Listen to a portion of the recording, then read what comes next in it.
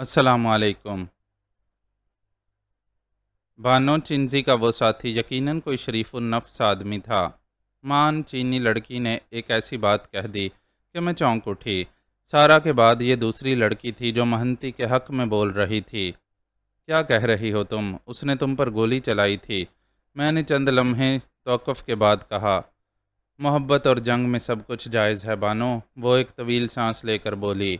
मेरा बस चलता तो शायद मैं उसे ज़िंदा न छोड़ती, मगर मैं गोली लगने और गिर जाने के बाद कतई तौर पर उनके बस में थी।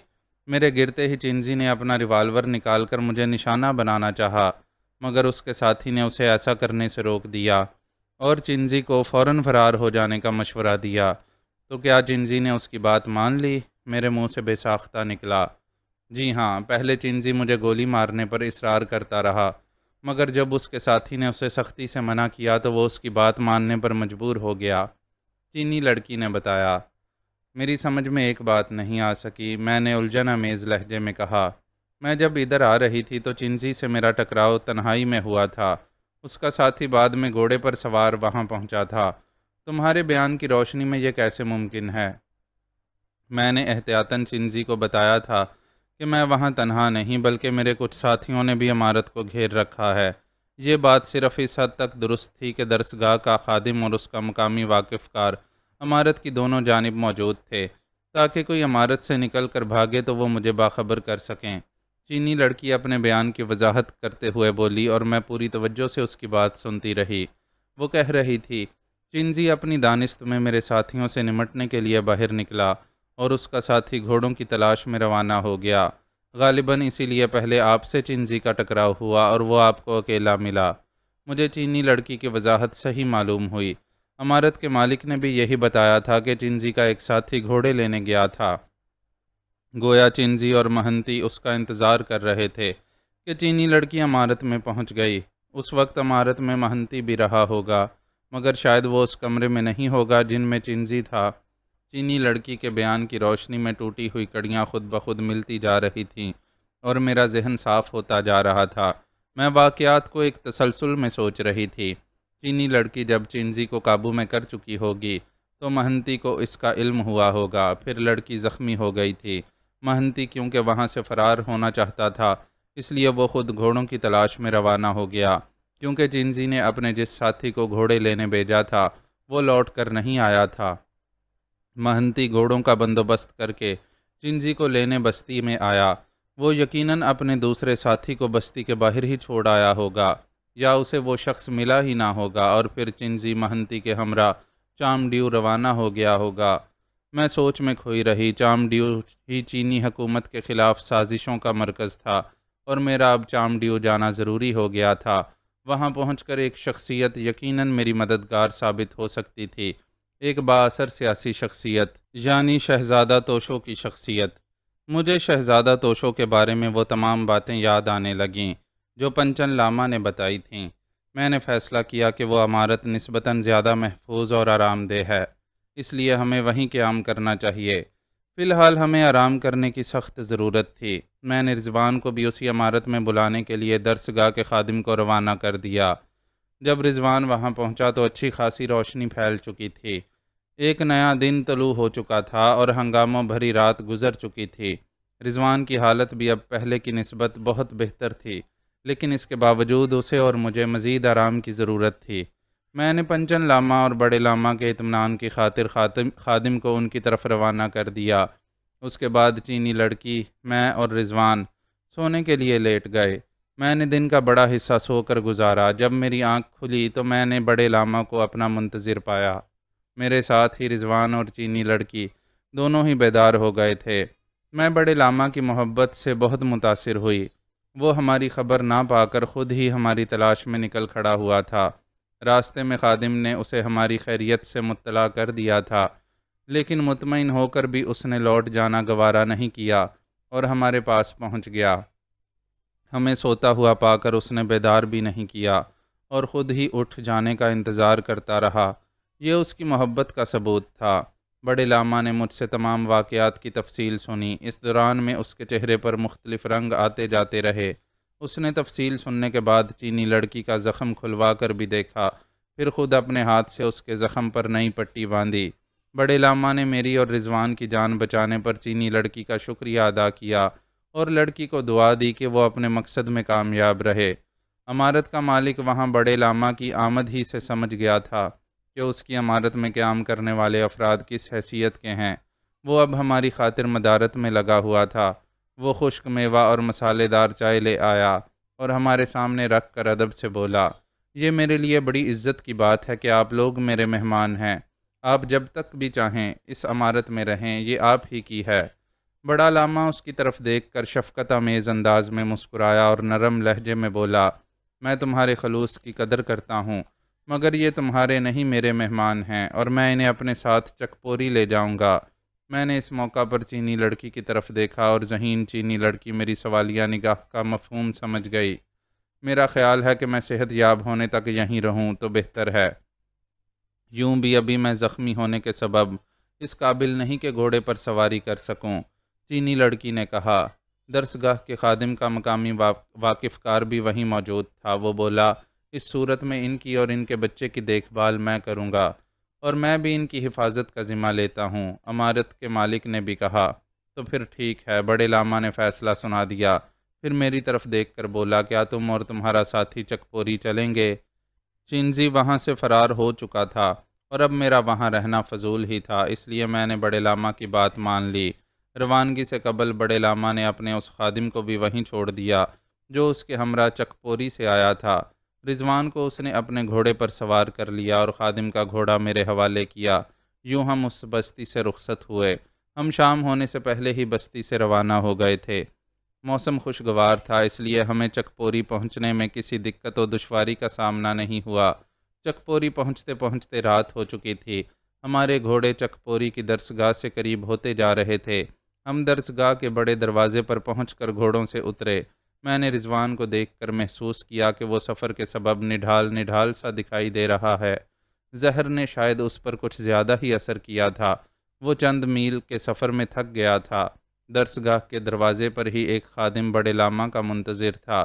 وہ بڑے لاما کو دیکھ کر تیزی سے آگے بڑھا اور دھیمے لہجے میں اسے کچھ بتایا۔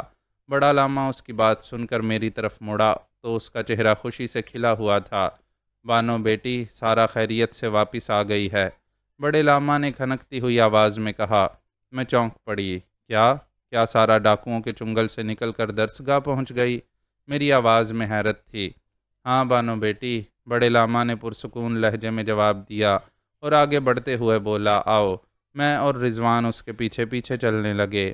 رضوان کے چہرے سے بھی حیرت کا اظہار ہو رہا تھا، مگر وہ خاموش تھا اور میرا ذہن یہ سوچ رہا تھا کہ ایسا کیسے ممکن ہے۔ مجھے بستی کی عمارت کے مالک نے جو کچھ بتایا تھا یاد تھا۔ اس نے کہا تھا کہ سارا کو ہمارے وہاں پہنچنے سے چند گھنٹے قبل چنزی کے ساتھی کسی نامعلوم منزل کی طرف لے کر روانہ ہو گئے تھے۔ تو کیا وہ منزل چکپوری کی درسگاہ تھی؟ مگر یہ کیسے ممکن تھا؟ چنزی نے بغیر کسی مقصد کے تو سارا کو اغوا نہیں کیا ہوگا، پھر وہ اپنا مقصد حاصل کیے بغیر سارا کو کس طرح چکپوری کی درسگاہ پہنچوا سکتا تھا؟ چنزی نے سارا کو کس لیے اغوا کیا تھا، اس سے میں ناواقف تھی۔ پہلی بار اس نے مجھے پھانسنے کے لیے سارا کو استعمال کیا تھا۔ اسے بتایا گیا ہوگا یا اس نے خود میرے بارے میں یہ معلومات حاصل کی ہوں گی کہ خوبصورت لڑکیاں میری کمزوری ہیں۔ میں اس لیے چنزی کے حملے سے بچ گئی تھی کہ سارا نے مجھے سب کچھ بتا دیا تھا۔ اس نے ان لاماؤں کے ذہن پڑھ لیے تھے جو مجھے زہر دینا چاہتے تھے اور جو چنزی کے آدمی تھے۔ اگر اس وقت سارا مجھے چوکنا نہ کر دیتی تو شاید چنزی مجھے اپنی پہلی ہی چال میں شکست دے چکا ہوتا۔ اگر سارا غیر معمولی صلاحیتوں کی مالک نہ ہوتی تو بھی میرا بچنا محال ہی تھا۔ چنزی کا سارا کو اغوا کرنا یہ ظاہر کر رہا تھا کہ وہ سارا سے کوئی اور مقصد حاصل کرنا چاہتا تھا۔ تو کیا وہ مقصد سارا کو چند دن قید میں رکھ کر حاصل ہو گیا؟ میں نے سوچا، آخر وہ مقصد کیا تھا؟ اور یہیں آ کر میرا ذہن جواب دے گیا۔ میرے پاس اس سوال کا کوئی جواب نہیں تھا۔ مجھے سارا کے بخیریت واپس آ جانے پر بہرحال خوشی ہوئی اور میں اس سے فوری ملاقات کے لیے بے چین ہو گئی۔ بڑے لاما کے نائب نے درسگاہ کے مہمانوں کو مہمان خانے میں ٹھہرا دیا۔ مجھے معلوم ہوا تھا کہ سارا مہمان خانے میں تنہا نہیں ہے۔ میرے دل میں یہ جاننے کا بھی اشتیاق تھا کہ آخر اس کے ساتھ اور کون آیا ہے۔ رضوان کے چہرے سے انتہائی تھکن کا اظہار ہو رہا تھا، اس لیے میں نے پہلے اسے مہمان خانے کے ایک کمرے میں چھوڑا، پھر ایک خادم کی رہنمائی میں اس کمرے کی جانب چل دی جہاں سارہ ٹھہری ہوئی تھی۔ رضوان نے سارہ سے ملنے کے بجائے آرام کو ترجیح دی تھی۔ خادم مجھے اس کمرے تک پہنچا کر لوٹ گیا اور پھر جیسے ہی اس کمرے کا دروازہ کھول کر اندر داخل ہوئی، ٹھٹک کر رک گئی۔ میں مہنتی کو اچانک اپنے سامنے پا کر بھونچکا رہ گئی تھی۔ ایک لمحے کو میرے ذہن میں یہ خیال آیا کہ چنجی کو گھوڑے پر بٹھا کر لے جانے والا مہنتی نہیں، کوئی اور تھا، مگر جیسے ہی میری نظر اس کے بازو پر بندھی ہوئی پٹی پر پڑی، میں نے اس خیال کو ذہن سے جھٹک دیا۔ وہ گولی جو میں نے اس پر چلائی تھی خالی نہیں گئی تھی۔ آئیے آئیے بانو، آپ رک کیوں گئیں؟ سارہ کی آواز سن کر میں چونکی اور آگے بڑھی۔ سارہ میری طرف دیکھتے ہوئے پھر بولی، میرے کزن کے بازو پر یہ زخم اس وقت لگا تھا جب یہ مجھے بچانے کے لیے ڈاکوؤں سے بھیڑ گئے تھے۔ سارہ کی معنی خیز آواز سے میں نے سمجھ لیا کہ وہ میرے ذہن میں پیدا ہونے والے خیالات کو پڑھ رہی ہے اور سمجھ چکی ہے کہ میں مہنتی پر شک کر رہی ہوں۔ اس نے یقیناً اسی شک کو دور کرنے کے لیے یہ وضاحت کی تھی۔ چند لمحے توقف کے بعد وہ پھر بولی، انہوں نے مجھے ڈاکوؤں کے چنگل سے نکالنے کے لیے گولیوں کی بھی پرواہ نہیں کی۔ اگر یہ اتنی ہمت نہ کرتے تو شاید میں اب بھی انہی ڈاکوؤں کے درمیان ہوتی۔ سارہ نے مہنتی کی جانب دیکھتے ہوئے بات ختم کی۔ میں ان دونوں کے سامنے پڑے ہوئے صوفے پر بیٹھ گئی۔ سامنے والے صوفے پر وہ دونوں بیٹھے تھے۔ مہنتی اب تک خاموش رہا تھا۔ تم تو خیریت سے ہو؟ میں نے مسکرا کر سارہ سے پوچھا۔ ہاں، اس نے جواب دیا، پھر بولی، مومو کیسی ہے؟ سارہ کے اس سوال پر میری آنکھوں میں مومو کا خون آلود چہرہ گھوم گیا اور چنجی کے خلاف میرا غصہ تازہ ہو گیا۔ مجھے افسوس ہے کہ مومو کو میری وجہ سے تکلیف پہنچی۔ سارہ جلدی سے بولی، میں سوچ بھی نہیں سکتی تھی کہ مومو جیسی بہادر لڑکی کو کوئی اس طرح زخمی کر سکتا ہے۔ مومو پر جو کچھ گزری، اسے جو زخم لگے، ان کا حساب لیا جائے گا، اور یقین کرو سارہ کہ میں یہ قرض ضرور وصول کروں گی۔ میں نے اپنے غصے کو دباتے ہوئے کہا۔ سارہ نے میری طرف غور سے دیکھا اور میں نے اسے۔ وہ مجھے پہلے سے کمزور نظر آ رہی تھی اور کچھ بدلی بدلی بھی، مگر میں اس تبدیلی کو واضح طور پر نہ سمجھ سکی۔ آخر یہ چنجی آپ کا دشمن کیوں ہو گیا ہے؟ سارہ نے دھیمے لہجے میں کہا۔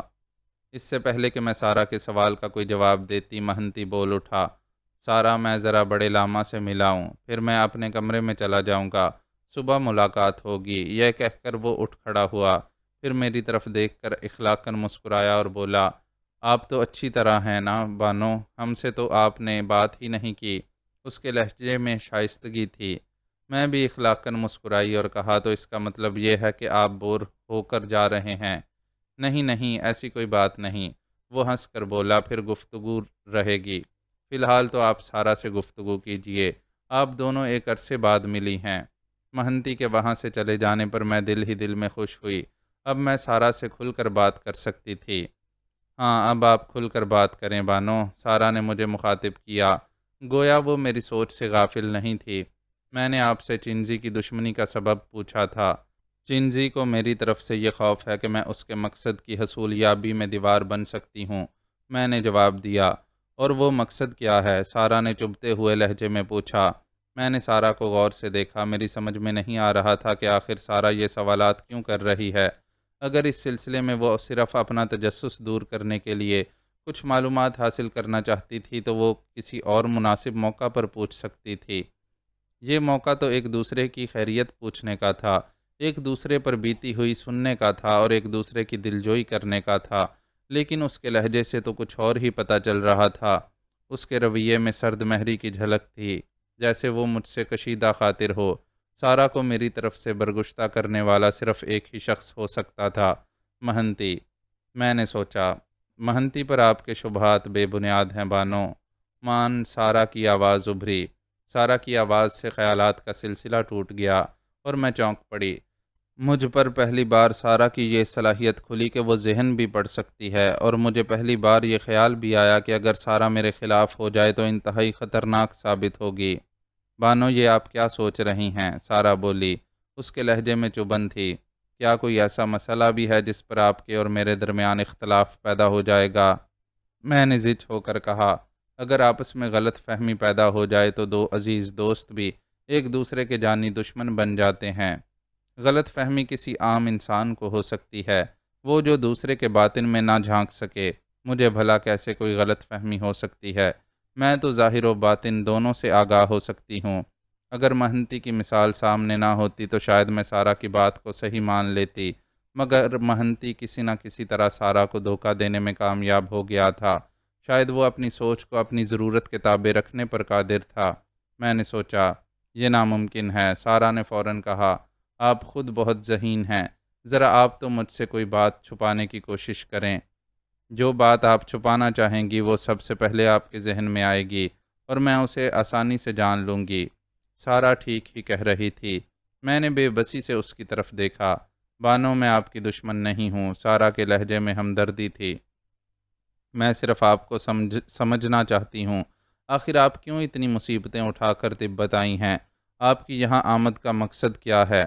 سارا کے سوال کا کوئی معقول جواب دینے کے لیے میں نے ذہن کو ٹٹولا اور اسی کے ساتھ تبت آنے کا مقصد میرے ذہن میں در آیا۔ میں نے بہت سوچ کر سارا کو مخاطب کیا، میں تبت والوں کی مدد کرنا چاہتی ہوں۔ غلط، سارا فوراً بولی۔ آپ چینی حکومت کی اما پر یہاں آئی ہیں اور آپ کا مشن تبت میں چینی حکومت کے خلاف ابھرتی ہوئی بغاوت کا پتہ لگانا ہے۔ آپ تبتی عوام کے دلوں سے دلائی لاما کی محبت نہیں کھرچ سکتی۔ تبتی عوام کو بھلا یہ کیسے سمجھایا جا سکتا ہے کہ چینی حکومت ان کی دوست ہے؟ چینی حکومت تبت کے لیے بہت کچھ کر رہی ہے، وہ اگر دوست نہ ہوتی تو ایسا کیوں کرتی؟ میں نے سوچا۔ بانو، آپ بہت بھولی ہیں، سارا نے کہا۔ کسی قوم کے جذبات کو دبانے کی غرض سے بظاہر اس کی بھلائی کے لیے بھی بہت کچھ کام کیے جاتے ہیں۔ آپ مجھے یہ بتائیں کہ آپ دلائی لاما کے بارے میں کیا جانتی ہیں؟ مجھے دلائی لاما کے بارے میں کچھ زیادہ معلومات نہیں تھیں۔ مجھے بس اتنا معلوم تھا کہ دلائی لاما بھارت میں کسی جگہ جلا وطنی کی زندگی گزار رہا ہے اور اس کے حامی اسے تبت واپس لانے کی تیاریاں کر رہے تھے۔ آپ کو دلائی لاما کے بارے میں زیادہ معلومات نہیں ہیں، سارا میرے جواب دینے سے پہلے ہی بولی۔ دلائی لاما کے بارے میں خود میری معلومات بھی واجبی ہیں، مگر میں جلد ہی ان کے متعلق تفصیلی معلومات حاصل کر لوں گی۔ میرے والد ان کا نام بڑی عقیدت سے لیا کرتے تھے۔ انہیں دلائی لاما کا ساتھ چھوڑنے پر ندامت بھی تھی اور افسوس بھی۔ دلائی لاما اگر تبت لوٹ آئیں تو کیسا ہے؟ آپ کا کیا خیال ہے؟ کیا یہ اہل تبت کے لیے بہتر نہ ہوگا؟ دلائی لاما کا تبت لوٹ آنا اس صورت میں تو بہتر تھا جب چینی حکومت سے گفت و شنید اور مذاکرات کے بعد یہ طے ہو جاتا کہ وہ چینی حکومت سے دوستانہ تعلقات رکھے گا، لیکن دوسری صورت میں خود دلائی لاما کے لیے بھی اس کی تبت واپسی نقصان کا باعث تھی۔ میں نے کچھ دیر غور کرنے کے بعد سارا کی بات کا جواب دیا۔ میرے خیال میں دلائی لاما کا تبت آنا مناسب نہیں ہے۔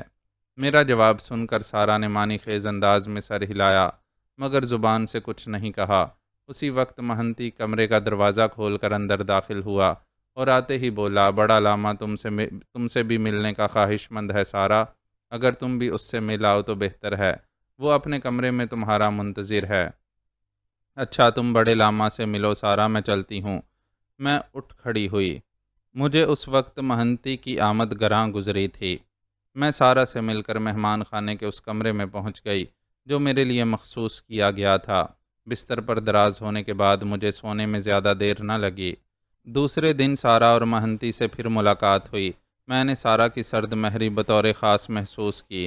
میں اب پنچن لاما سے ملنا چاہتی تھی اور اس کے لیے پوتالا مٹھ جانا ضروری تھا۔ میں اس سے مل کر چامڈیو جانے کے لیے تیاریاں کرنا چاہتی تھی، کیونکہ اب چامڈیو جائے بغیر بات آگے بڑھنا ممکن نہیں تھی۔ میں نے لہٰذا روانگی سے قبل سارا سے بھی ساتھ چلنے کے لیے کہا، مگر اب وہ آمادہ نہ ہوئی، کیونکہ اسے مہنتی کے ہمراہ چکپوری میں موجود اپنے کچھ عزیزوں سے ملنا تھا۔ رضوان اب بالکل چاقو چوبند ہو چکا تھا اور حسب معمول چہکنے لگا تھا۔ چکپوری سے لہٰذا تک کا سفر خوشگوار گزرا۔ پوتالا مٹھ پہنچ کر میں پنچن لاما سے ملی۔ پہلی ملاقات سرسری ہی رہی۔ وہ میری خیریت پوچھتا رہا اور اس دوران میں مجھ پر جو گزری تھی سنتا رہا۔ میں چامڈیو روانہ ہونے سے قبل تر و تازہ ہونا چاہتی تھی، اس لیے پورے 2 دن میں نے اور رضوان نے آرام کیا۔ میں اس دوران میں دو بار پنچن لاما سے ملی۔ چامڈیو کا سفر واقعی ناگزیر تھا۔ پنچن لاما نے بھی خیال ظاہر کیا کہ اب مجھے دیر نہیں کرنی چاہیے، اسی 2 دن کے دوران میں مجھے چینی حکومت کی طرف سے بھی ایک پیغام ملا۔ اس پیغام میں مجھے آگاہ کیا گیا تھا کہ اس بات کی تصدیق ہو چکی ہے کہ دلائی لامہ ابھی تک بھارت ہی میں ہے۔ یہ اطلاع چینی جاسوسوں نے بھارت سے فراہم کی تھی۔ اسی پیغام میں چینی حکومت نے مجھے باخبر کیا تھا کہ دلائی لامہ کو تبت واپس لانے کی کوششیں تیز کر دی گئی ہیں۔ اس پیغام سے کم از کم ایک بات تو واضح ہو چکی تھی کہ دلائی لامہ ابھی تبت نہیں پہنچا اور بھارت ہی میں ہے۔ یہ مسئلہ اپنی جگہ تھا، مگر اسی سے متعلق ایک اور مسئلہ میرے ذہن الجھائے ہوئے تھا، اور وہ مسئلہ سارا تھی۔ مہنتی کا باغی کھمبا قبیلے سے متعلق ہونا، پھر سارا کا اس کی طرف جھکنا، ان دونوں باتوں میں کیا رشتہ تھا؟ کیا سارا کو میری طرف سے ورگلایا گیا ہے؟ لیکن کس طرح؟ میں مہنتی پر شک کر رہی تھی اور سارا اسے معصوم ثابت کرنے پر تلی ہوئی تھی۔ یہ ممکن تھا کہ واقعی سارا کا بیان درست ہو اور مہنتی ہی نے اسے ڈاکوؤں سے بچا لیا ہو، لیکن میں اس طرح کے اتفاقات کو شک و شبے کی نظر سے دیکھنے کی عادی تھی۔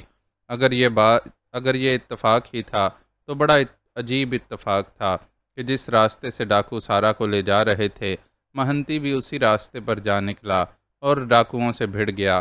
مہنتی نے دوسرے دن یہی کہانی سنائی تھی۔ مجھے بہرحال سارا کی طرف سے فکر لاحق تھی کہ کہیں وہ مہنتی کی کسی سازش کا شکار نہ ہو جائے۔ میں بھلا ان حسین لمحات کو کیسے بھلا سکتی تھی جو میں نے سارا کے ساتھ بسر کیے تھے، لیکن سارا کی طرف سے میری فکر مندی دوسرے ہی دن دور ہو گئی۔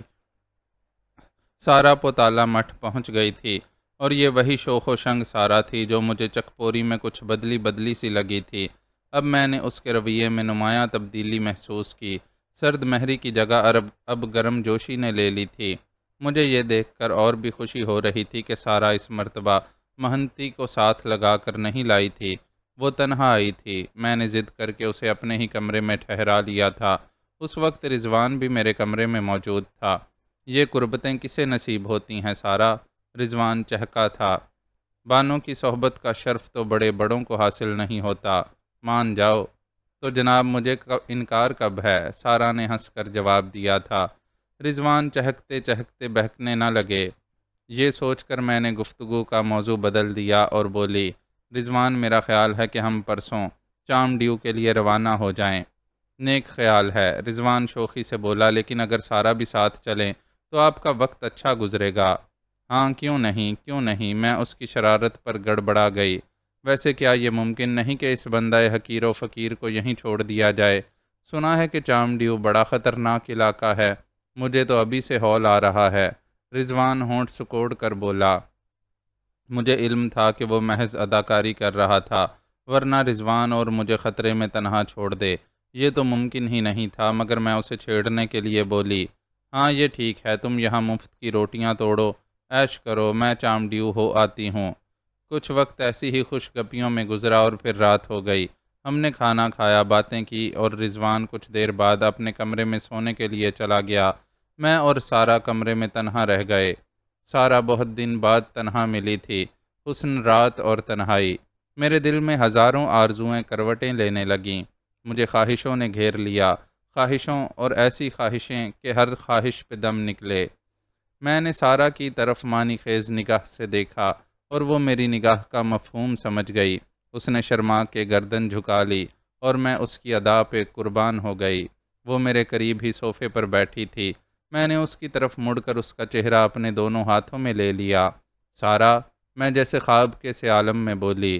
بانو، اس کے یاقوتی لب ہلے، اور پھر میں نے انہی یاقوتی لبوں سے اپنے فراق کی داستان کہہ دی۔ آؤ، میں نے کھڑے ہو کر اس کا ہاتھ پکڑا۔ کہاں بانو؟ وہ اٹھتے ہوئے مدھم لہجے میں بولی۔ وہاں سارا جہاں خوشبو ہے، رنگ ہے، کیف ہے، بے خودی ہے، سرشاری ہے، لذت ہے۔ وہاں سارا جہاں دوئی نہیں، فاصلے نہیں، نفرتیں نہیں، رقابتیں اور منافقتیں نہیں، اور جہاں مرد کی برتری نہیں۔ آؤ سارا، میرے ہاتھ تھامے چلی آؤ۔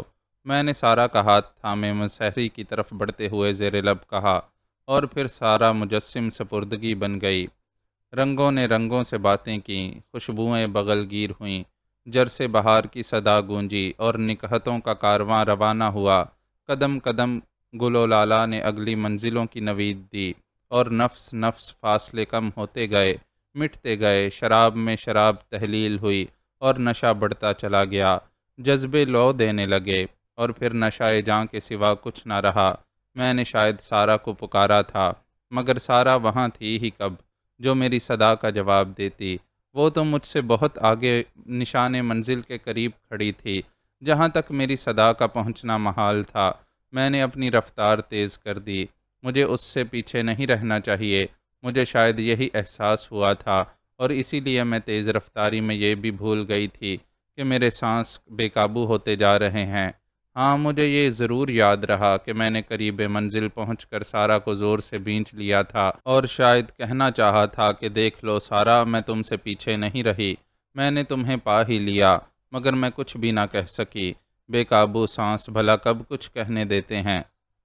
صبح ہوئی تو سارا کی طرف سے میرے دل کا سارا غبار دھل چکا تھا۔ ناشتے سے فراغت پا کر میں اور سارا پوتالا مٹھ سے باہر نکلے۔ رضوان نے کہا تھا کہ وہ ہم دونوں کے درمیان ہڈی نہیں بننا چاہتا اور وہ محل ہی میں رہے گا۔ میں نے اس کی شوخی کو ہنس کر ٹال دیا تھا۔ ناشتے کے دوران میں سارا نے لہاسا میں مقیم اپنے ایک عزیز کا ذکر کیا تھا۔ وہ میرے والد کے بھی واقف کار تھے۔ سارا انہی سے ملنے جا رہی تھی اور ان سے مجھے بھی ملوانا چاہتی تھی۔ پنچن لاما نے ہمارے ساتھ 2 تربیت یافتہ فوجی گارڈ کے طور پر ساتھ کر دیے تھے۔ میں ان فوجیوں کو اپنے ساتھ لے جانا تو نہیں چاہتی تھی، مگر پنچن لاما کے اصرار نے مجبور کر دیا۔ ہم ادھر ادھر گھومتے ہوئے لہاسا کی اس آبادی میں پہنچے جہاں سارا کے عزیز کی رہائش گاہ تھی۔ پتھر سے بنی ہوئی ایک مضبوط عمارت میں سارا کے عزیز کی رہائش تھی۔ ہم نے باڈی گارڈ کو عمارت کے باہر ہی چھوڑ دیا۔ وہ باہر رکنے پر آمادہ نہیں تھے، مگر پھر یہ اطمینان کر کے کہ عمارت میں داخل ہونے کا ایک ہی راستہ ہے، وہ دروازے پر جم گئے۔ وہ عمارت کئی کمروں پر مشتمل تھی اور اس کا کچھ حصہ کسی چٹان کو کاٹ کر بنایا گیا تھا۔ کھڑکیاں روشن دانوں کی طرح تنگ تھیں۔ سارا شاید پہلے بھی وہاں آ چکی تھی، کیونکہ وہ سیدھی ایک کمرے سے دوسرے کمرے میں ہوتی ہوئی عمارت کے اندرونی حصے کی طرف بڑھی جا رہی تھی۔ سارا نے مجھے بتایا تھا کہ اس عمارت میں اس کا عزیز صرف ایک ملازم کے ساتھ تنہا رہتا ہے، اس لیے عمارت میں کسی کو نہ پا کر مجھے کوئی حیرت نہ ہوئی۔ میں نے اس بات کا بھی کوئی خیال نہیں کیا کہ ہمیں عمارت کا دروازہ کھلا ملا تھا، کیونکہ تبت میں یہ کوئی عجیب بات نہیں۔ آخری دروازہ ہمیں بند ملا، لیکن وہ بھی صرف بھیڑا ہوا تھا۔ سارا نے دروازہ کھول کر مجھے آنے کا اشارہ کیا۔ میں کمرے میں داخل ہوئی۔ میرے ساتھ ہی ساتھ سارا نے بھی کمرے میں قدم رکھا۔ عمارت کے دوسرے حصوں کی نسبت وہ کمرہ کافی روشن تھا۔ سامنے ہی ایک مسحری کے گدے پر ایک بوڑھا آدمی تکیے کے سہارے نیم دراز تھا اور دروازے ہی کی جانب دیکھ رہا تھا۔ ہمیں دیکھ کر اس کے جسم میں ذرا بھی جنبش نہ ہوئی۔ یہ بات مجھے کچھ غیر فطری سی لگی۔ اسی لمحے مجھے اپنے پیچھے کی کچھ آہٹ سی محسوس ہوئی۔ میں چونک کر مڑی اور جھجک کر اپنی جگہ ساکت ہو گئی۔ دروازے کی دونوں جانب 2 آدمی رائفلیں تانے کھڑے تھے اور ان رائفلوں کا رخ میرے سینے کی طرف تھا۔ مان ان میں سے ایک آگے بڑھا اور وہ مہنتی تھا۔ اس کی آنکھیں چمک رہی تھیں اور ہونٹوں پر مسکراہٹ تھی۔ بانو، ہاتھ اوپر اٹھا لیں، اس نے بڑے ادب سے کہا۔ میں یہاں تنہا نہیں آئی ہوں، میں نے ہاتھ اٹھاتے ہوئے سخت لہجے میں کہا۔ ہمارے ساتھ 2 رنگروٹ بھی ہیں، سارا نے مہنتی کو مخاطب کیا۔ ابھی ان کا انتظام بھی ہوا جاتا ہے، مہنتی پرسکون آواز میں بولا۔ پھر اس نے رائفل بغل میں دبا کر تالی بجائی۔ دوسرے کمرے میں آہٹ سنائی دی۔ چند لمحے بعد اس کمرے میں 4-5 آدمی گھس آئے۔ وہ بھی رائفلوں سے مسلح تھے۔ باہر ان کے 2 ساتھی موجود ہیں، ذرا ان کی خیریت دریافت کرو۔ مہنتی نے تمسخرانہ لہجے میں اپنے آدمیوں کو حکم دیا۔ آنے والے خاموشی کے ساتھ کمرے سے نکل گئے۔ کچھ دیر بعد ہی ان میں سے ایک نے آ کر اطلاع دی کہ ہمارے باڈی گارڈ بھی مفلوج ہو چکے ہیں۔ اب آپ پوری طرح ہمارے قبضے میں ہیں بانو، مہنتی نے مسکرا کر کہا۔ میں نے سارا کی طرف دیکھا جو نظر چرائے کھڑی تھی۔ تو تم میرے دشمنوں سے مل گئیں، میں نے سارا کی طرف دیکھتے ہوئے اسپاٹ لہجے میں کہا۔ سارا نے نظر اٹھا کر میری طرف دیکھا اور مجھے اس کی آنکھیں پہلے ہی کی طرح معصوم دکھائی دیں۔ نہ ان آنکھوں میں ندامت تھی نہ غصہ۔ مجھے یقین نہیں آ رہا تھا کہ سارا میری دشمن ہو گئی ہے۔ سارا جو غیر معمولی صلاحیتوں کی مالک تھی، دشمن کی حیثیت سے بہت خطرناک ثابت ہو سکتی تھی۔ آخر اس پر کیا جادو کیا گیا تھا کہ وہ مجھے چھوڑ کر میرے دشمنوں سے مل گئی تھی؟ آپ غلط سوچ رہی ہیں بانو، میری سماعت سے سارا کی آواز ٹکرائی۔ مجھ پر کوئی جادو نہیں کیا گیا، اس نے یہ کہتے ہوئے میری آنکھوں میں آنکھیں ڈال دیں پھر قدرے توقف کے بعد بولی، بانو آپ یہ خیال اپنے ذہن سے نکال دیں کہ میں آپ کی دشمن ہو گئی ہوں۔ دشمنی میری سرشت میں داخل نہیں۔ ہاں یہ ضرور ہے کہ مجھے اپنے آبائی وطن کے باشندوں سے ہمدردی ہے، میں ان کے دکھ میں برابر کی شریک ہوں۔ تبتی باشندے میرے خیال میں مظلوم ہیں، اور مظلوموں کی حمایت انسانیت ہے۔ اس دوران میں مجھے بہت کچھ معلوم ہوا ہے، اور میں اس نتیجے پر پہنچی ہوں کہ محترم دلائی لامہ کی تبت واپسی ضروری ہے۔ اسی میں تبت اور اہل تبت کی بھلائی ہے۔ محترم دلائی لامہ کی شخصیت نے مجھے اتنا متاثر کیا ہے کہ اب تبت کے باشندوں کی طرح میری بھی یہی دلی آرزو ہے۔ محترم دلائی لامہ تبت واپس آ کر اپنے چاہنے والوں کے دلوں پر حکومت کریں، اسی طرح جس طرح وہ پہلے لوگوں کے دلوں پر حکومت کرتے تھے، امن و سکون کے ساتھ، محبت و خلوص کی فضا میں، اور بیرونی مداخلت سے آزاد رہتے ہوئے۔ مگر سارا چند دن پہلے تو تمہارے یہ خیالات نہیں تھے۔ میں نے اپنی طرف تنی ہوئی رائفلوں کو نظر انداز کرتے ہوئے پرسکون لہجے میں کہا، بانو چند دن پہلے میں تبت میں ایک اجنبی لڑکی تھی جسے تبت اور اہل تبت کے بارے میں کچھ بھی علم نہیں تھا۔ سارا ایک طویل سانس لے کر بولی، چند دن پہلے تک میرے صرف یہ احساسات تھے کہ تبت میرے والد کا وطن ہے، لیکن اب مجھے یوں محسوس ہوتا ہے کہ جیسے میرا ضمیر بھی اسی مٹی سے اٹھا ہے۔ تبت جسے چھوڑ کر میرے والد ہمیشہ پچھتاتے رہے، اب مجھے اس پچھتاوے کی اہمیت کا اندازہ ہو رہا ہے۔ میرے والد کو اپنے آقا محترم دلائی لامہ سے بہت عقیدت تھی۔ آخری دنوں میں انہوں نے اپنے بھائی کو ایک خط لکھا تھا جس سے ان کے دلی جذبات کا اندازہ ہوتا ہے۔ وہ خط میرے بھائی مہنتی نے مجھے دکھایا تھا۔ اپنے والد کا خط پڑھ کر میں نے جانا کہ محترم دلائی لامہ کے بغیر تبتی اس طرح ہیں جیسے مچھلی بغیر پانی کے۔ اس خط میں میرے والد نے اس خواہش کا صاف صاف اظہار کیا تھا کہ میں غیر معمولی صلاحیتوں کو کام میں لاتے ہوئے محترم دلائی لامہ کی تبت واپسی کے لیے پوری کوشش کروں۔ یہ میرے والد کی آخری آرزو تھی جس کا احترام مجھ پر فرض ہے۔ آخری جملہ ادا کرتے ہوئے سارا کی آواز شدت جذبات سے بھرا سی گئی۔ کیا تمہیں یقین ہے سارا کہ وہ خط تمہارے والد ہی نے لکھا تھا؟ میں نے مہنتی کو شک و شبے کی نظر سے دیکھتے ہوئے سوال کیا۔ میں اپنے والد کا طرز تحریر پہچانتی ہوں بانو۔ سارا کے لہجے میں تلخی تھی۔ کسی کے طرز تحریر میں جعلی تحریر لکھنا کوئی ناممکن بات نہیں ہے سارا، میں نے تیزی سے کہا۔ میں خود تمہیں ایسی تحریر لکھ کر دے سکتی ہوں جسے دیکھ کر تم حیران رہ جاؤ اور سوچنے لگو کہ تحریر اصلی ہے، نقلی نہیں۔ تم ایک نظر مجھے اپنے والد کی تحریر دیکھنے کا موقع دو، پھر میں ہو بہو ویسی ہی تحریر تمہیں لکھ کر دے دوں گی۔ یہ محض دعویٰ نہیں، حقیقت ہے۔ سارا میری بات سن کر خلاف توقع مسکرائی اور بولی، اور بانو جب آپ وہ جعلی تحریر میری طرف بڑھائیں گی تو آپ کے ذہن میں کیا ہوگا؟ آپ یہ کیوں بھول جاتی ہیں بانو کہ میں اصل اور نقل کو پرکھنے کے کچھ اور معیار بھی رکھتی ہوں؟ اس کا اشارہ ذہن پڑھنے کی طرف تھا۔ میں لاجواب ہو گئی اور چبھتی ہوئی نگاہ سے مہنتی کو گھورنے لگی جو معصوم بنا کھڑا ہوا تھا۔ اس کے ہونٹوں پر بکھری ہوئی مسکراہٹ مجھے زہر لگ رہی تھی، جیسے وہ سارا کے سامنے میری بے بسی کا تماشا دیکھ کر لطف اندوز ہو رہا ہو۔ مہنتی، میں نے اسے درست آواز میں مخاطب کیا، ایک دن میں تمہارے شہر سے سارا کو نکال لوں گی۔ مجھے یقین ہے کہ تم اس معصوم لڑکی کو دھوکہ دے رہے ہو۔ مہنتی کے بجائے سارا بول اٹھی، بانو آپ میرے بھائی کے پیچھے کیوں پڑ گئی ہیں؟ میرا بھائی معصوم ہے۔ سارا کے لہجے میں تیزی تھی۔ معصوم مہنتی نہیں تم ہو سارا کہ محض ایک جعلی تحریر سے دھوکہ کھا گئیں۔ میں نے بھی ترکی بترکی جواب دیا، نہیں بانو، بات صرف اسی تحریر کی نہیں، کچھ اور بھی ہے۔ سارا نے بڑے اعتماد سے کہا، گزشتہ چند دن میں نے جن لوگوں کے ساتھ گزارے ہیں انہوں نے مجھے بہت اہم معلومات فراہم کی ہیں۔ کیا مطلب؟ میں چونک پڑی۔ مجھے اغوا کرنے والے ڈاکو تبت کے وہ معمولی باشندے تھے جو لالچ میں آ کر راہ راست سے بھٹک جاتے ہیں۔ وہ تھوڑی سی تن آسانی کے لیے کسی کا بھی کھلونا بن سکتے ہیں۔ حصول زر کے لالچ میں وہ اس پر بھی غور نہیں کرتے کہ وہ گناہ کما رہے ہیں یا ثواب۔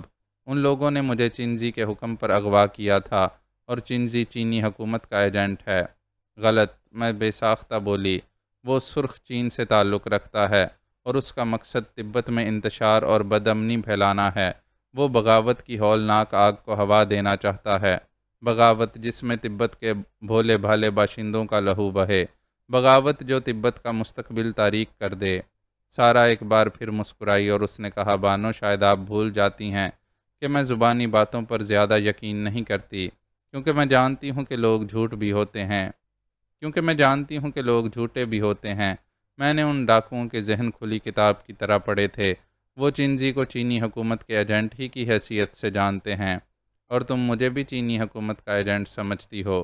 میں نے برجستہ کہا، اس مناسبت سے چنزی میرا ساتھی ہوا۔ اگر ایسا ہی ہے تو پھر وہ میری جان کا دشمن کیوں ہے؟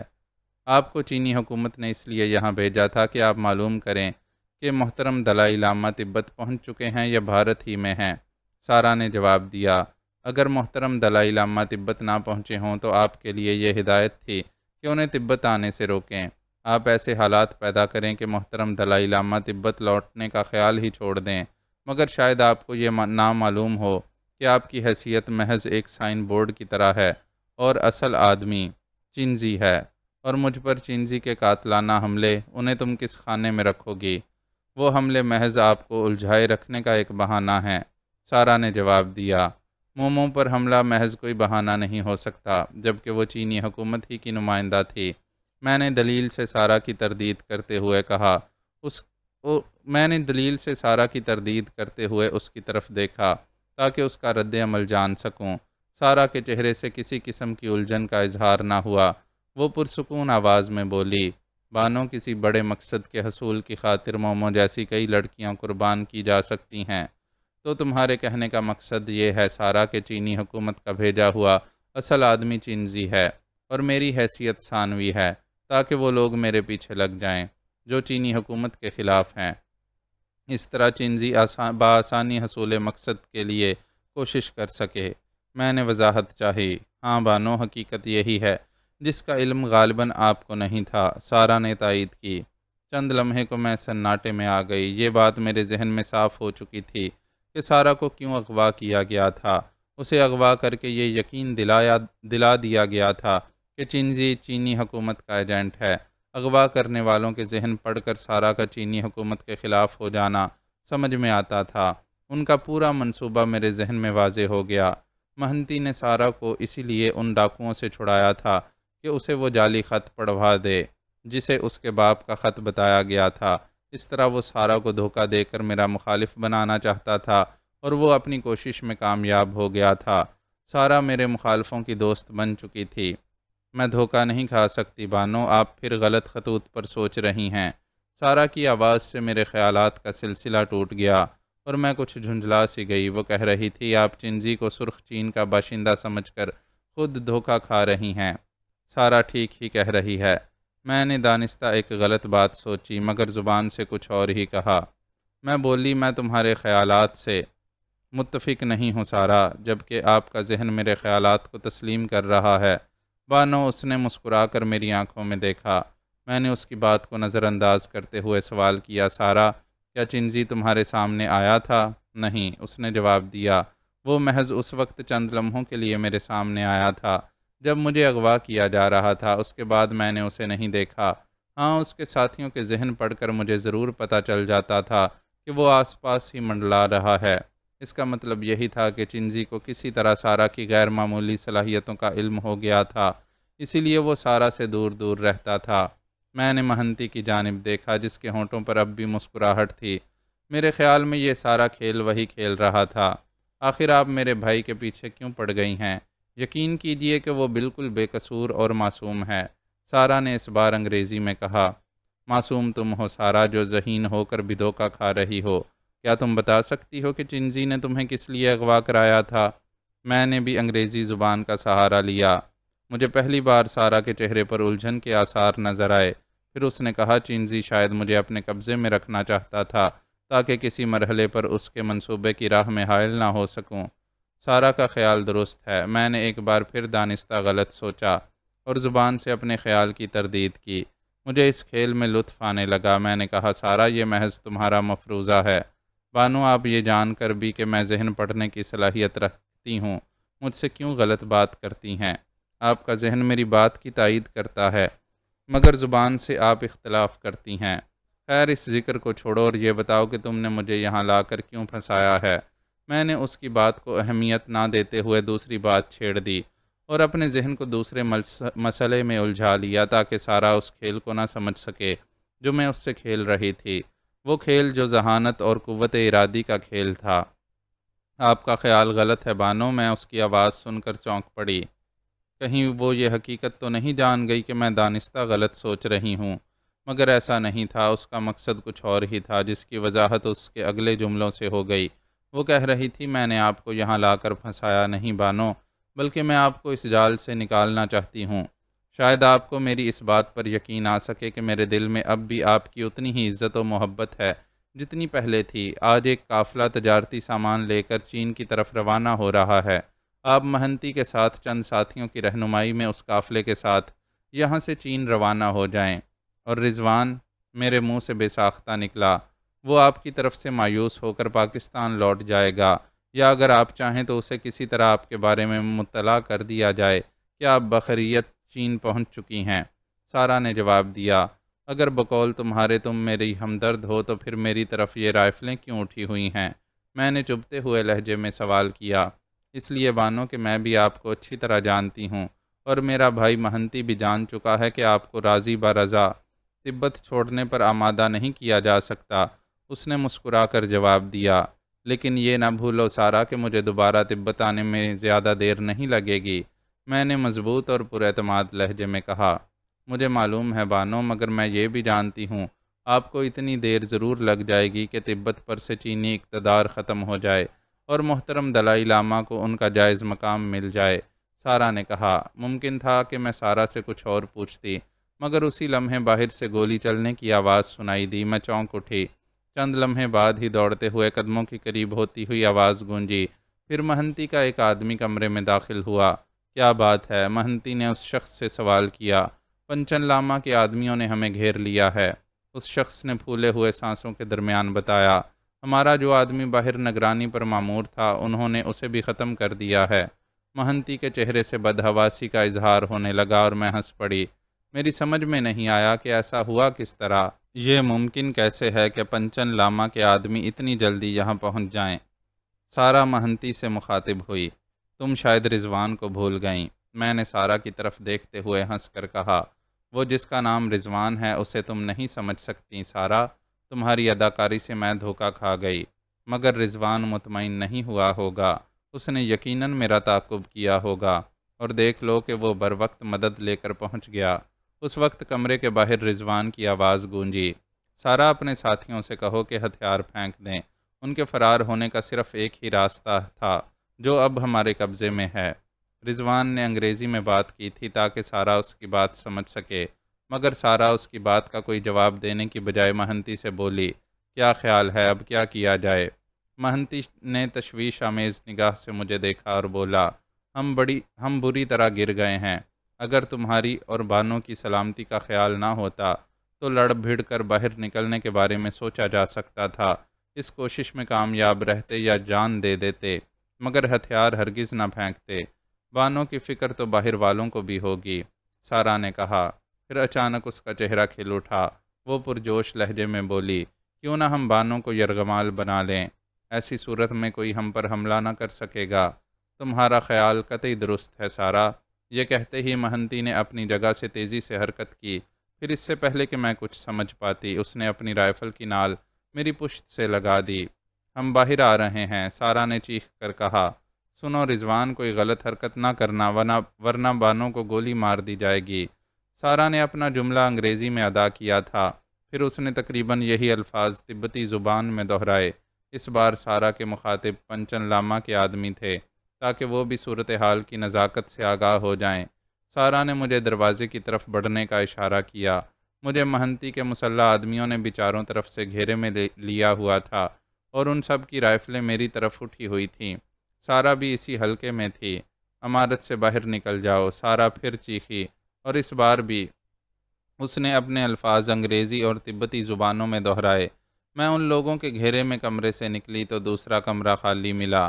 رضوان یقیناً سارا کی ہدایات پر عمل کرتے ہوئے عمارت سے باہر نکل گیا تھا اور اپنے ہمراہ پنچن لاما کے آدمیوں کو بھی لے گیا تھا۔ وہ غالباً اچھی طرح جانتا تھا کہ ایسے خطرناک حالات میں دھمکیاں بے معنی نہیں ہوتیں۔ اس نے عمارت سے باہر نکل کر سمجھداری ہی کا ثبوت دیا تھا۔ میں آہستہ آہستہ رائفلوں کے گھیرے میں مختلف کمروں سے گزرتی ہوئی عمارت کے مضبوط دروازے تک پہنچ گئی۔ عمارت کے دروازے پر رضوان موجود تھا اور پنچن لامہ کے مسلح فوجیوں کا ایک دستہ جمع ہوا تھا۔ فوجیوں کی رائفلیں دروازے کی جانب اٹھی ہوئی تھیں اور قریب ہی ان کے گھوڑے کھڑے تھے۔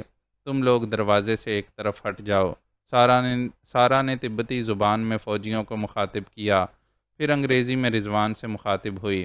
رضوان، تم یقیناً یہ نہ چاہو گے کہ وطن سے سینکڑوں میل دور بانوں کا خون بہے، اس لیے پیچھے ہٹ جاؤ، تم دروازے سے الگ ایک طرف ہو جاؤ۔ مجھے رضوان کے چہرے پر الجھن اور بے بسی کے آثار نظر آئے، اور اسی وقت ان مسلح فوجیوں کے سالار نے رضوان سے کچھ کہا۔ وہ غالباً انگریزی بولنا اور سمجھنا جانتا تھا۔ رضوان نے اس بات میں سر ہلا دیا۔ فوجیوں کے افسر نے انہیں حکم دیا کہ وہ دروازے کی دائیں طرف ہو جائیں، پھر وہ خود بھی رضوان کو ساتھ لیے پیچھے ہٹ گیا۔ فوجیوں نے اپنے گھوڑوں کو بھی ایک طرف کر لیا۔ فوجیوں کے دروازے سے ہٹتے ہی مجھ سے آگے بڑھنے کے لیے کہا گیا۔ میں نے قدم اٹھایا۔ مہنتی اور سارا میرے پیچھے پیچھے تھے، اور اب حلقے نے نیم دائرے کی صورت اختیار کر لی تھی۔ اب میرے آگے مہنتی کا کوئی مسلح آدمی نہیں چل رہا تھا، بلکہ وہ میرے دائیں بائیں ہو گئے تھے۔ مہنتی اب بھی میری پشت پر رائفل کی نال رکھے ہوئے تھا، اور اس کے مسلح ساتھی بھی میری ہی جانب رائفلیں تانے ہوئے تھے۔ مجھے یقین تھا کہ ضرورت پڑنے پر مہنتی مجھے بے دریغ گولی مار سکتا تھا، اس لیے میں غیر ضروری بہادری سے اجتناب کر رہی تھی۔ مجھے کسی ایسے موقع کی تلاش تھی کہ رضوان اور پنچن لامہ کے ساتھیوں کو کچھ کرنے کا وقت مل جائے، مگر ابھی تک مجھے کوئی ایسا موقع نہیں ملا تھا۔ مہنتی اور سارا اپنے مسلح ساتھیوں کے ہمراہ مجھے لیے عمارت سے باہر نکل آئے اور ٹھہر گئے۔ سارا، ان کے پاس گھوڑے بھی ہیں اور وہ ہمارا تعاقب بھی کر سکتے ہیں۔ میں نے مہنتی کی آواز سنی۔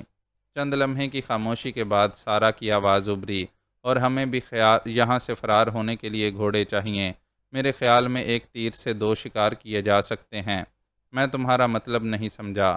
مہنتی کے لہجے میں حیرت شامل تھی۔ میں اسی لیے تو کہتی ہوں کہ تم بہت بھولے اور معصوم ہو، مگر بانو یقین ہی نہیں کرتی۔ سارا کی آواز میں شوخی تھی۔ تمہاری سمجھ میں اتنے سامنے کی بات نہیں آئی کہ ہم فوجیوں سے گھوڑوں کا مطالبہ بھی کر سکتے ہیں؟ اور پھر سارا نے وہی کیا جو کہا تھا۔ مجبوراً رضوان کو اس کا یہ مطالبہ بھی پورا کر دینا پڑا۔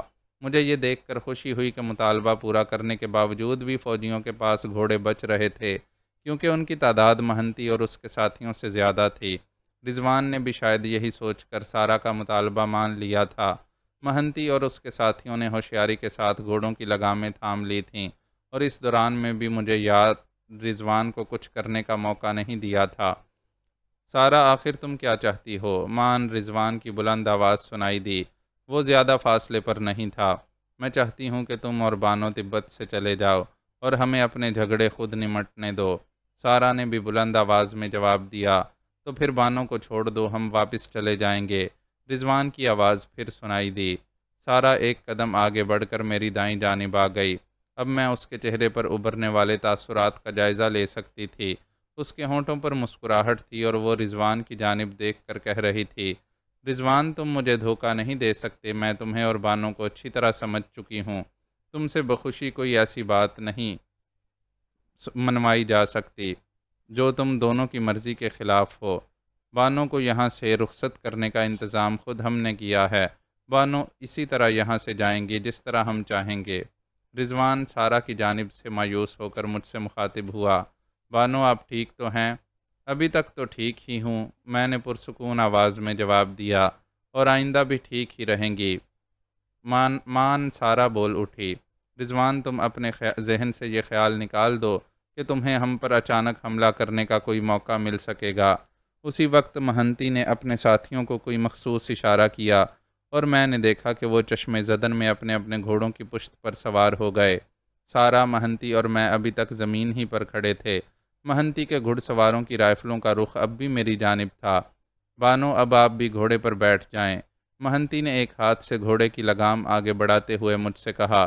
میں نے لگام تھام لی۔ مہنتی ایک دم پیچھے سے سامنے آ گیا، اور اس نے اپنی رائفل میرے سینے کی طرف تان لی۔ اس کے گھوڑے سوار ساتھیوں نے ایک بار پھر نیم دائرے کی شکل اختیار کر لی، اور وہ سب میری ہی جانب نگراں تھے۔ انہیں قطعی یہ فکر نہیں تھی کہ ان پر فوجیوں کی طرف سے حملہ بھی ہو سکتا ہے۔ وہ فوجیوں کی طرف سے قطعی لاپرواہ نظر آ رہے تھے۔ فوجیوں کی جانب صرف سارا متوجہ تھی۔ میرے دیکھتے ہی دیکھتے مہنتی اور سارا بھی گھوڑوں پر سوار ہو گئے۔ میں پہلے ہی اس گھوڑے پر بیٹھ چکی تھی جس کی لگام مجھے مہنتی نے تھمائی تھی۔ میرے گھوڑے پر سوار ہوتے ہی نیم دائرہ مکمل دائرے میں تبدیل ہو گیا تھا۔ مہنتی کے 2 گھڑ سوار ساتھیوں نے آگے بڑھ کر وہ راہ مسدود کر دی تھی جس سے میرا گھوڑا آگے بڑھ سکتا۔ اب میرے دائیں بائیں مہنتی اور سارا کے گھوڑے تھے اور چاروں طرف مہنتی کے مسلح ساتھیوں کے گھوڑے تھے۔ مہنتی اور اس کے ساتھیوں کی تیزی دیکھ کر مجھے حیرت ہوئی۔ ایک لمحے کو بھی ان کی توجہ میری طرف سے نہیں ہٹی تھی۔ مجھے اگر کوئی اطمینان تھا تو صرف یہ تھا کہ وہ لوگ مجھے ہلاک کرنا نہیں چاہتے۔ اگر وہ ایسا کرنا چاہتے تو اب تک میں زندہ نہ ہوتی۔ میں کافی دیر سے ان کے نشانے پر تھی۔ میرا خیال تھا کہ شاید سارا نے انہیں اس بات پر مجبور کر دیا تھا کہ مجھے ہلاک نہ کیا جائے اور زبردستی تبت سے روانہ کرا دیا جائے۔ میں نے سوچا تھا کہ اس وقت وہ لوگ رضوان اور فوجیوں کی وجہ سے کچھ زیادہ ہی چوکنا ہیں، لیکن جب وہ رضوان اور فوجیوں کی دسترس سے نکل گئے تو یقیناً مطمئن ہو جائیں گے۔ اس کے بعد غالباً مجھے ان سے نمٹنے اور فرار ہونے کا موقع مل جائے گا۔ مجھے علم تھا کہ اس وقت سارا کا ذہن رضوان اور فوجیوں کے ذہن پڑھنے میں منہمک ہوگا، اس لیے میں آزادی کے ساتھ سوچ سکتی تھی۔ اب چلا جائے، مہنتی نے سارا کو مخاطب کیا۔ ابھی نہیں، سارا نے جواب دیا۔ رضوان سوچ رہا ہے کہ وہ ہمارے ساتھیوں کا تعاقب کرے گا، کیونکہ ابھی کچھ مزید گھوڑے فوجیوں کے پاس موجود ہیں، تو پھر ان سے یہ مطالبہ کیوں نہ کیا جائے کہ وہ اپنے اپنے گھوڑوں کی باگیں چھوڑ دیں۔ مہنتی معنی خیز لہجے میں بولا، ہاں یہ مناسب ہے، میں سمجھ گئی کہ تم کیا سوچ رہے ہو۔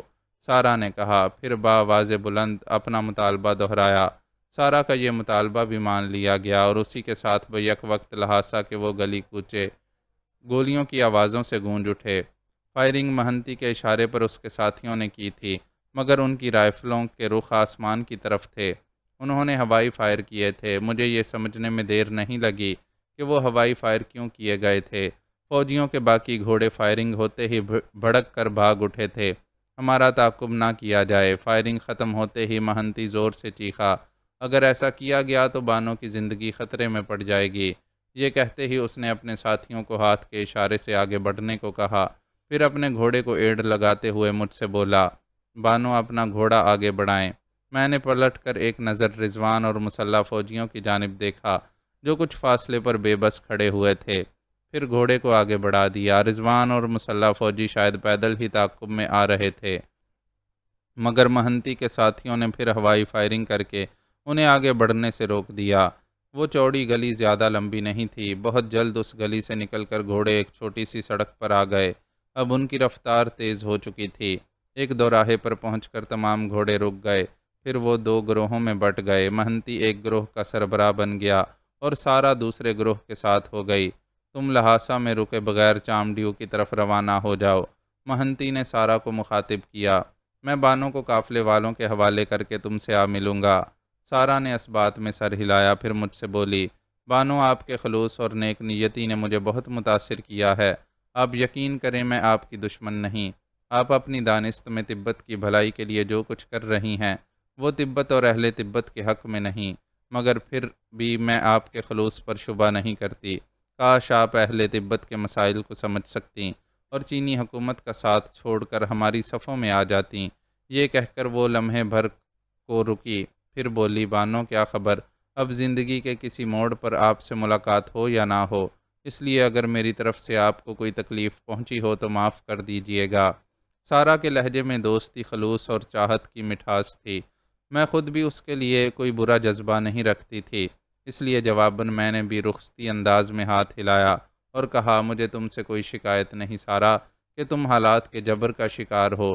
تمہیں فریب دیا گیا ہے اور ایک دن میں یہ بات ثابت کر دوں گی۔ میری بات کے جواب میں اس نے کچھ نہیں کہا اور مسکرا کر ہاتھ ہلاتی ہوئی اپنا گھوڑا آگے بڑھا لے گئی۔ اس کے پیچھے مہنتی کے نصف ساتھی بھی چل دیے۔ وہ 2 دل جو کئی بار خلوتوں میں ایک ساتھ دھڑکتے تھے جدا ہو گئے۔ انہیں جدا ہونا ہی تھا کہ ان کی راہیں مختلف تھیں۔ کچھ دیر بعد سفر دوبارہ شروع ہوا۔ اب لہٰذا کی آبادی پیچھے رہ گئی تھی۔ مہنتی کے نصف مسلح ساتھی جا چکے تھے اور سب سے اہم بات یہ کہ سارا بھی چلی گئی تھی، وہ سارا جس نے میری سوچ تک پر پہرے بٹھا دیے تھے۔ اب میں آزادی سے سوچ سکتی تھی اور اپنی سوچ پر عمل بھی کر سکتی تھی۔ ہر چند کے مہنتی اور اس کے ساتھی اب بھی چوکنا تھے، لیکن اب کم تعداد رہ جانے کے سبب وہ ہلکا نہیں بنا سکتے تھے۔ مہنتی میرے بالکل ساتھ ساتھ چل رہا تھا، شاید اسے ڈر ہو کہ میں گھوڑا بھگا کر نہ نکل جاؤں۔ میں نے صورتحال کا اندازہ لگایا۔ فرار میں خطرہ تو تھا، مگر اب میرا فرار ہونا ناممکن نہیں رہا تھا۔ مہنتی سمیت ان کی تعداد 5 تھی۔ میں اس امکان پر غور کر رہی تھی کہ مجھے اپنے گھوڑے سے اچھل کر مہنتی کے گھوڑے کی پشت پر پہنچنے میں کتنی دیر لگے گی۔ اب میں ان کی چال خود انہی پر آزمانا چاہتی تھی۔ مہنتی یقیناً اس اچانک حملے کے لیے تیار نہ ہوگا۔ اس کے گھوڑے پر پہنچ کر اس کی بدحواسی سے فائدہ اٹھاتے ہوئے اس سے رائفل چھین لینا خطرناک کھیل تھا، مگر میرے لیے مشکل نہیں تھا۔ میں اسے یرغمال بنا کر اس کے ساتھیوں کے ساتھ وہی سلوک کرنا چاہتی تھی جو اس نے اور سارا نے رضوان اور پنچن لاما کے مسلح فوجیوں سے روا رکھا تھا۔ مجھے بس مہنتی کے برابر چلتے ہوئے ایک دم گھوڑے کی باگیں کھینچنا تھیں، تاکہ مہنتی کا گھوڑا کسی قدر آگے بڑھ جائے اور پھر فوراً ہی اس کی پشت پر چھلانگ لگا دینی تھی۔ میں جانتی تھی کہ اندازے کی ذرا سی بھی غلطی میری موت کا سبب بن سکتی تھی، لیکن موت سے میں کبھی نہیں ڈری تو اس دن کیسے ڈر جاتی۔ جس وقت میں یہ سوچ رہی تھی اس وقت اچانک میرے ذہن میں ایک اور خیال آیا۔ یہ خلش میرے ذہن میں بہت دن سے تھی اور اس وقت یہ خلش دور ہو سکتی تھی۔ مجھے اس بات پر پورا یقین تھا کہ مہنتی سارا کو دھوکہ دے رہا ہے، اور یہ بھی میں اچھی طرح جانتی تھی کہ سارا غیر معمولی صلاحیتوں کی مالک ہے۔ میرے ذہن میں یہ خلش تھی کہ سارا مہنتی کے باطن سے آگاہ کیوں نہ ہو سکی۔ کیا مہنتی بھی کچھ ایسی غیر معمولی صلاحیتوں کا مالک ہے کہ اس نے سارا سے اپنا باطن چھپا لیا؟ میں مہنتی پر حملہ آور ہونے سے پہلے اپنی یہ ذہنی خلش دور کر لینا چاہتی تھی، اور اس کا صرف ایک ہی راستہ تھا کہ میں مہنتی کی زبان کھلوا سکوں۔ کسی کی زبان کھلوانے کا صرف ایک یہی طریقہ نہیں کہ اس پر تشدد کیا جائے، اکثر یہ بھی ہوتا ہے کہ یہ طریقہ ناکام ہو جاتا ہے۔ زبان کھلوانے کے اور بھی بہت سے طریقے ہیں، اور میں وہ طریقے جانتی تھی۔ گھوڑوں کی رفتار اب زیادہ تیز نہیں تھی، اس لیے میرا مہنتی سے بات کرنا دشوار نہیں تھا۔ مہنتی، تم نے مجھے سارا سے بھی زیادہ متاثر کیا ہے، میں نے اس کی طرف پرستائش نگاہ سے دیکھتے ہوئے کہا۔ مہنتی کے چہرے پر حیرت کے آثار نظر آئے، پھر یوں محسوس ہوا جیسے وہ میری بات کا اصل مقصد سمجھنے کی کوشش کر رہا ہو۔ میں دوبارہ بولی، اس میں شک نہیں کہ سارا غیر معمولی صلاحیتوں کی مالک ہے، مگر تمہاری صلاحیتیں اس سے بھی بڑھ کر ہیں۔ میں آپ کا مطلب نہیں سمجھا بانو، مہنتی الجھے ہوئے سے لہجے میں بولا۔ میں نے جو کچھ کہا ہے مہنتی، اسے تم خوب اچھی طرح سمجھتے ہو۔ میں نے ایک ایک لفظ پر زور دیتے ہوئے مسکرا کر کہا، اب مجھے حقیقت بتانے میں کوئی حرج نہیں، کیونکہ تم مجھے تبت سے زبردستی نکالے دے رہے ہو۔ وہ میری بات سن کر ہنس پڑا، پھر بولا، آپ بھی خوب ہیں بانو، میں نے سارا جیسی لڑکی کو اپنی طرف سے مطمئن کر دیا، مگر آپ کو مطمئن نہ کر سکا۔ ہاں، اطمینان کا تعلق ذہن سے ہے، اور میرا ذہن کچھ ایسا ہے کہ خلوص اور دھوکے کو الگ الگ شناخت کر لیتا ہے۔ یہ میری ذہنی مجبوری ہے مہنتی۔ میں نے بھی اس کی ہنسی کا ساتھ دیا۔ آپ کا یہ خیال ٹھیک ہی ہے بانو کہ اب آپ کو کچھ بتانے میں کوئی حرج نہیں ہوگا۔ آپ بہرحال تبت سے جا رہی ہیں، اب آپ کی اور سارا کی ملاقات کا کوئی امکان نہیں، لیکن اگر ایسا ہو بھی جائے تو مجھے یقین ہے کہ آپ اسے حقیقت سے باخبر کرنے کے باوجود میری طرف سے برگشتہ نہ کر پائیں گی۔ وہ آپ کی باتوں پر یقین نہیں کرے گی، کیونکہ مہنتی کبھی کچی گولیاں نہیں کھیلا کرتا۔ آخرکار میں اس کی زبان کھلوانے میں کامیاب ہو ہی گئی۔ یہ سوچ کر مجھے خوشی ہوئی اور میں نے اسے مزید شہ دی، میں خود بھی تمہاری ذہانت کی معترف ہوں بانو۔ آپ جسے دھوکے کا نام دیتی ہیں، میں اسے دھوکہ نہیں سمجھتا۔ مہنتی نے بات شروع کی، یہ حصول مقصد کی جدوجہد ہے۔ میں سارا کی صلاحیتوں سے فائدہ اٹھانا چاہتا تھا، اور اس کے لیے میں نے کوشش کی۔ میں اپنی بہن کو اپنے ساتھ دیکھنا چاہتا تھا، مخالف نہیں۔ اگر میں اپنے مقصد میں کامیاب ہو گیا تو اسے دھوکہ دینا کیسے کہا جا سکتا ہے بانو؟ تم کہتے رہو، میں اپنے خیالات کا اظہار بعد میں کروں گی۔ ممکن ہے میں تمہارے خیالات سے اتفاق کروں، میں نے اسے خاموش دیکھتے ہی کہا۔ میں یہ جاننے کے لیے مضطرب ہوں کہ کیا تم بھی کسی غیر معمولی صلاحیت کے مالک ہو؟ ہاں بانو، میں بھی آگ میں تپے ہوئے لوہے کی مانند ہوں، مہنتی نے کہا۔ میں دوسروں کے خیالات پڑھ نہیں سکتا، مگر مجھے اپنے خیالات پر مکمل اختیار ہے۔ میں چاہوں تو اپنے صفائے ذہن سے خیال کی ہر لکیر مٹا دوں اور چاہوں تو اس پر کچھ بھی رقم کر دوں۔ میرا خیال ہے کہ یہ سارا کھیل قوت ارادی کا ہے۔ میں نے اپنا خیال ظاہر کیا کیونکہ میں سارا کے روبرو اپنی قوت ارادی کا مظاہرہ کر چکی تھی۔ ہاں، اس نے تائید کی، لیکن بانو اس درجے کی قوت ارادی ہنسی کھیل نہیں کہ آدمی وہی سوچے جو سوچنا چاہتا ہے اور اس کے ذہن میں کوئی دوسرا خیال نہ آئے۔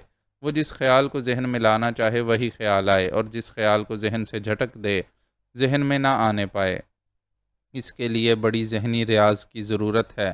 پھر یہ کہ ہر ذہن اس کا اہل بھی نہیں ہو سکتا۔ تم ٹھیک کہتے ہو مہنتی، یہ واقعی ناممکن سی بات ہے۔ میں نے اسے بانس پر چڑھانے کی غرض سے ایک ممکن بات کو ناممکن کہہ دیا۔ پھر بولی، یہ بات تو طے ہے مہنتی کہ چنزی تم سے ملا ہوا ہے، اور اس کا سبب بھی واضح ہے۔ چنسی سرخ چین کا ایجنٹ ہے، اور سرخ چین ماؤزے تنگ کے چین کا مخالف ہے۔ اس سے تمہاری وجہ اشتراک سمجھ میں آتی ہے۔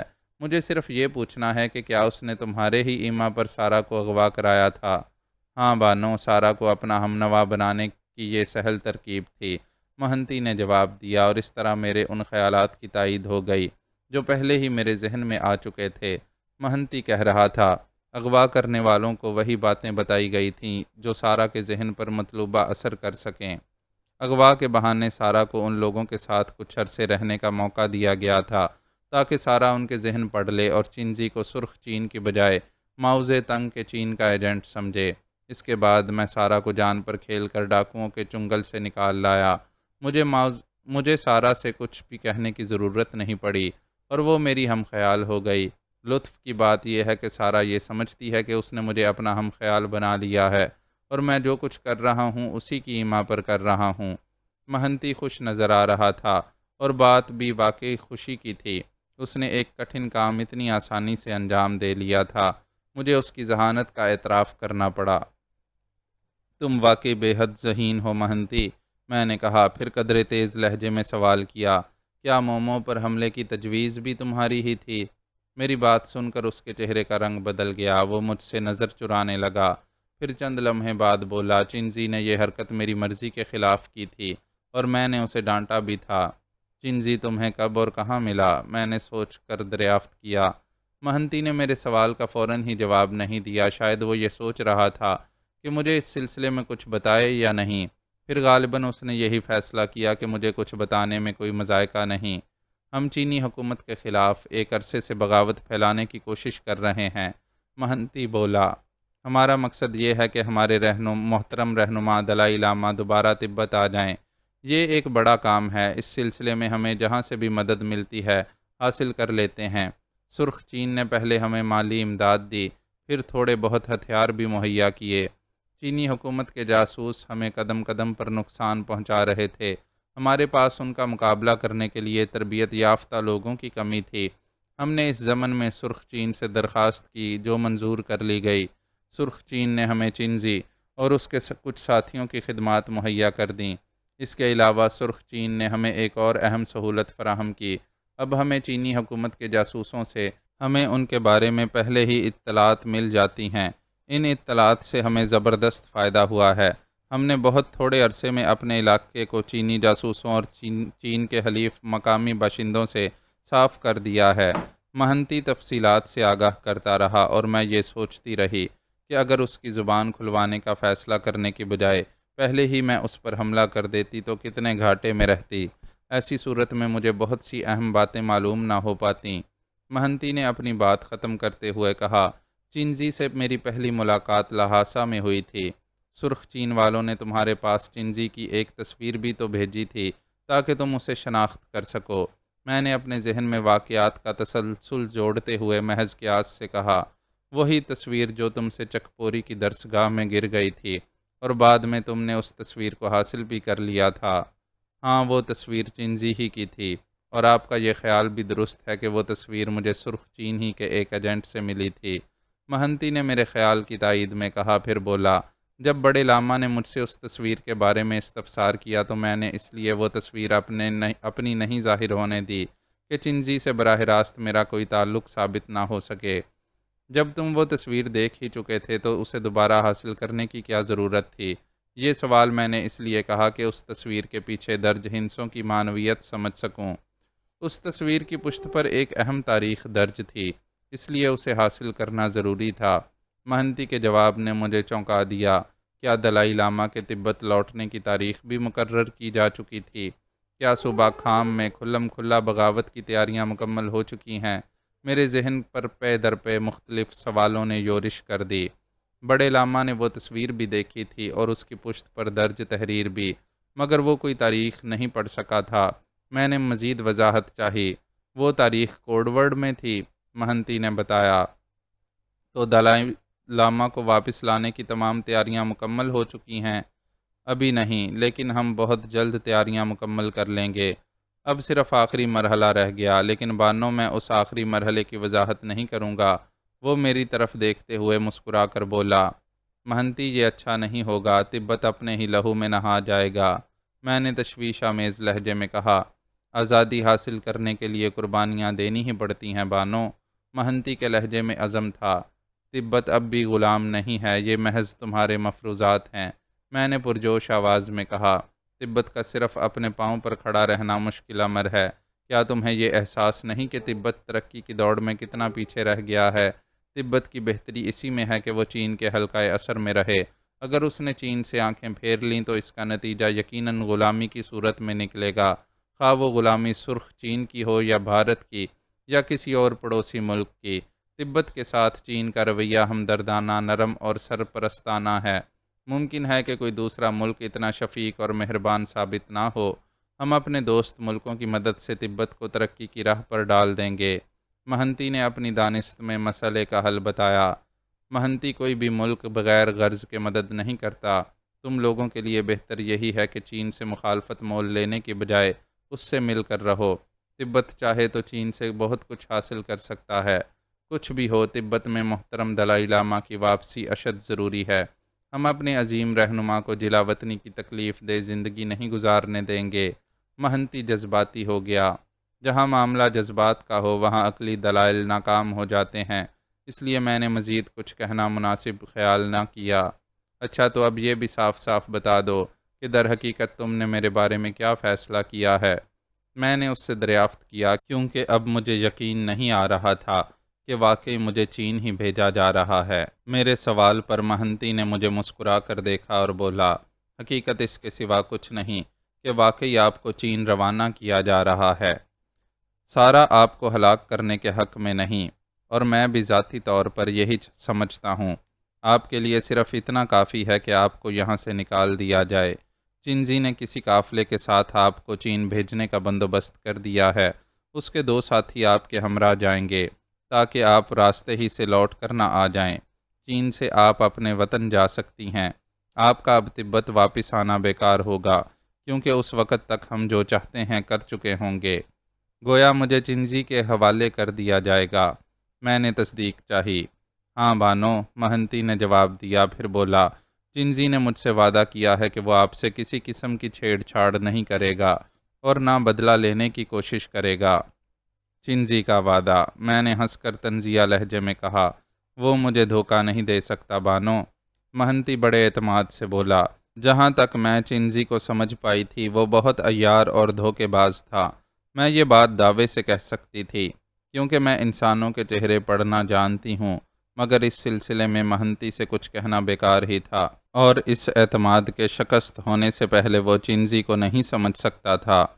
مجھے مہنتی سے جو معلومات حاصل کرنی تھی وہ حاصل کر چکی تھیں۔ اب وہ لمحہ آ گیا تھا جب مجھے اپنے طے شدہ منصوبے کے مطابق مہنتی پر حملہ کرنا تھا۔ یہ سوچ کر میں نے پہلے اطراف کا جائزہ لیا۔ جس سڑک پر گھوڑے دوڑ رہے تھے وہ سڑک کچھ فاصلے پر ایک بڑی سی چٹان کے ساتھ ساتھ دائیں جانب مڑ گئی تھی۔ میں نے فیصلہ کیا کہ دائیں جانب مڑتے ہی میں مہنتی پر حملہ کر دوں گی۔ موڑ جس قدر قریب آتا جا رہا تھا میرے اعصاب کشیدہ ہوتے جا رہے تھے۔ پھر موڑ کے قریب پہنچ کر میں نے جیسے ہی اپنے گھوڑے کی باگیں کھینچنا چاہیں، میرے ذہن کو ایک شدید جھٹکا لگا۔ موڑ ہی پر چٹان کی آڑ میں تقریباً 1 درجن مسلح گھڑ سوار موجود تھے، اور ان کی رائفلوں کے رخ میری ہی طرف اٹھے ہوئے تھے۔ ان میں سے ایک گھڑ سوار سب سے آگے تھا، جسے میں نے فوراً پہچان لیا۔ اس کے چہرے پر نظر پڑتے ہی میرا خون کھول اٹھا۔ معزز ناظرین و سامعین، لائک، کمنٹس اور شیئر ضرور کریں۔ شکریہ۔